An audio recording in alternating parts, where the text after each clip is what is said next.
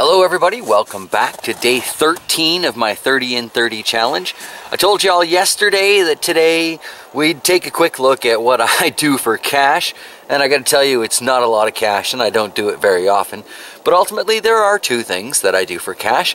First and foremost is of course my YouTube channels. I have been trying for the last several years to build my YouTube channels to a point where they can sustain us and take care of the bills, and we can perhaps look into enjoying more of life rather than trading our time for food and heat, things of that nature. The other thing that I'm currently doing for cash is, and this is a little weird, I install internet wirelessly to people's houses throughout the community. Yes, wireless to your house internet. Not quite Wi-Fi, but basically. Here you can see one of the radio receivers. This is the one that's actually on our backyard. We have two styles of these that we hook up. This is the smaller one. And let me see, I think the neighbor's got the other one. We'll just kind of scroll on down there. Peeking through the trees. He's a nice gentleman. I'm sure he don't mind if I take a look.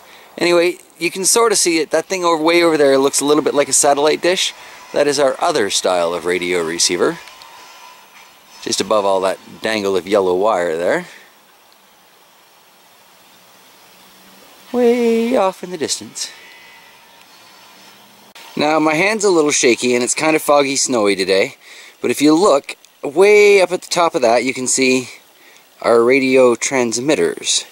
We have two of those up at the top of the co-op. We call that the co-op leg. And that beams out ridiculously high-speed internet to all of our little radio receivers like mine here.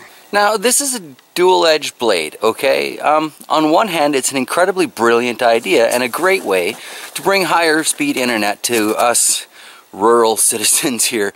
On the other hand, as an installer, I can tell you this plan is lacking somewhat. We had very smart gentlemen in the community get a few of the communities together, and we created this internet co-op thing. Actually, he created. I got here just in time to wait for the final year and a half or so as it became a reality, and they dug a whole lot of fiber optic cable into the ground, way more than we're ever going to need for a really, really long time.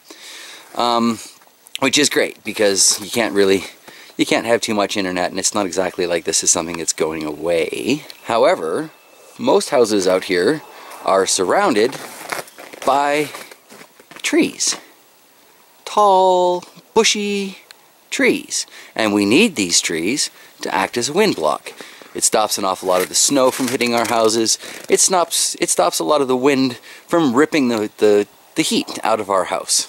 So basically every house in the nearby communities surrounded by trees. And most of them are like these trees here that I'm trying to get rid of. Now, if my neighbor over there wanted to install internet, I'd have to either cut down my trees so that it could get a signal, or we'd have to bounce that signal off of like 4 or 5 different places.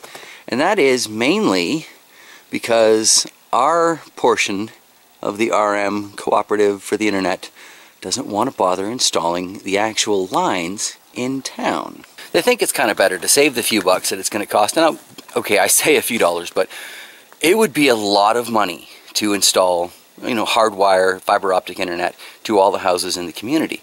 However, because of the way they're doing it, they've really, really limited the numbers of people in these communities that we can hook this internet up to.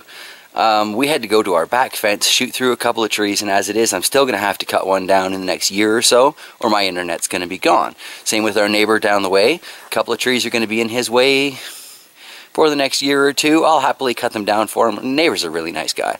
So, that's not going to be a problem, but at the same time, that is a big problem, because I'm going to say over 75% of the homes in our surrounding communities that would benefit from this internet will be unable to get it and are forced to use MTS, which is, it's our local telephone monopoly.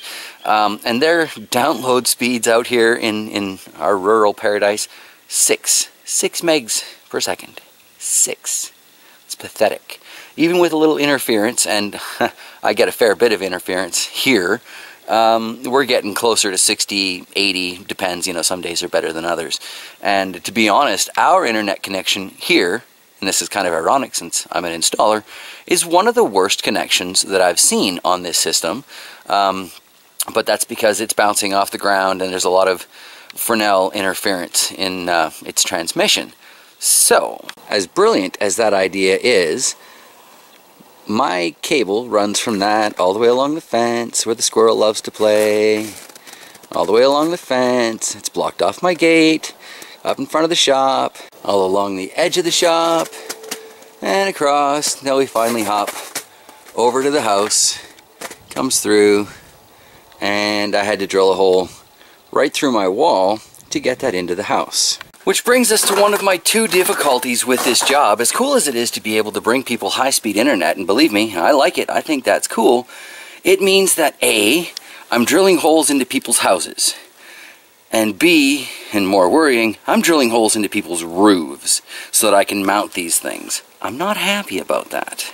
It's kind of my position that the community should spend the money and install that hardwire fiber optic to the houses, especially the houses that are here to stay.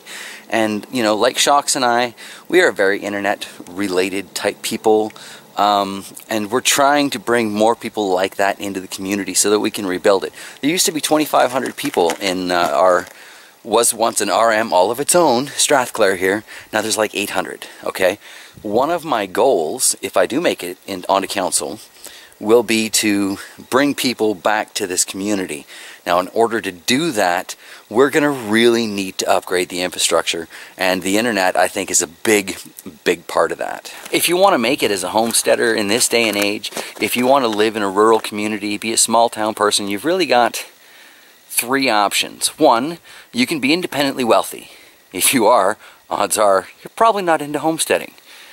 Two, you can commute.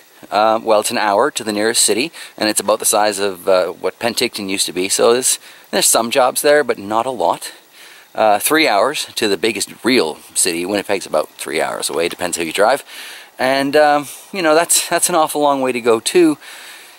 So, jobs, employment, cash flow, it's pretty limited out here. I kind of have no choice right now but to do that internet thing, although I am looking into a couple of other options that are, well, less invasive of people's homes, and I'd be more comfortable with.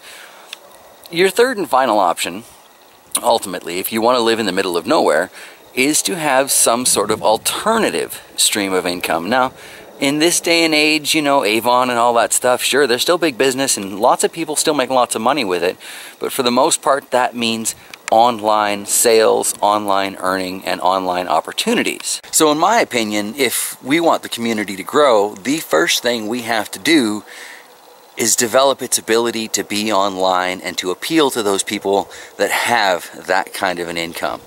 So with that said, you know, like I said, it's a double-edged sword. It's a brilliant idea, and for people who live, you know, miles and miles outside of town, aren't surrounded by all these tall trees, this is the fastest, easiest, cheapest way to get high-speed internet out onto the farm. It is brilliant, beyond question. There is no better, cheaper, faster way to get this done. However, for those of us who live within the community itself, I really do feel that the windbreak trees are killing the beauty of this plan, and council needs to lay out the scratch if they want to rebuild the community and put in those hardwire fiber optic lines. So yeah, on that note, it's cold out here. I want to go inside. Let's go take a quick look down in the dungeon because the fish tank is finally cleared up, and I've got some natural foods in there, so we'll end today's video on a fishy note. Well, that's certainly a little bit warmer, so yeah, let's take a look at the blue fish tote. And Shocks gave me a tote from the grocery store. They were getting rid of it. That's the exact same size and shape as that one that I was painting with the liquid rubber, and this one has no cracks, so I'm not entirely sure if I've been wasting time with that liquid rubber or not, but I have tested this big green one that came home today, and it seems to be holding water just fine, so I I may just be moving the fish into that and we'll get cloudy water all over again. But anyway, let's look at the fish in the blue tote. I've still got 21 out of 21 feeders that came home, so that is excellent. And yeah, we will wrap the video up there. Stick around though, because up in these four corners, I have started putting channels, not mine, but other people's channels, that I think maybe you should check out. If you're not sub to, probably wouldn't hurt to click that button, you know? So, yeah. Alright, let's look at the tote while I look for some channels to share with you guys. In fact, let's start with the big one. This should be ever so much better once I get a few things figured out. Hasn't leaked so much as a drop since it's been down here and filled up. Water level is just about there. So, I'm going to say so far so good. It does appear to be bowing out a little bit from the water pressure, so some sort of wooden frame around it would be a good idea. I was going to have to do that with the other one anyway. But here we can see the water in the bluefish tote is considerably cleaner. And all of this here, mess of green stuff. No, I have not gotten some duckweed out of the frozen ponds. That is all of the aphid-infested pak choi that was previously in that little loaf pan, because I was knocking some aphids off the peppers and the feeder fish seemed to really love it. So I figured, you know, hey, why not put a few pieces of the pak choi in there? And they went nuts for it. So I put all the pak choi in there because it's not doing well in the soil. It might as well be fish food. Alright, now let's see if we can catch an image of the fish. Well, I say thank you for joining me on day 13, everyone. I will see you tomorrow, and I hope you have an absolutely wonderful day. Please feel free to go check out some of the sorted channels that you're going to see around this frame. Alright, everybody. Much love. I'll see you tomorrow.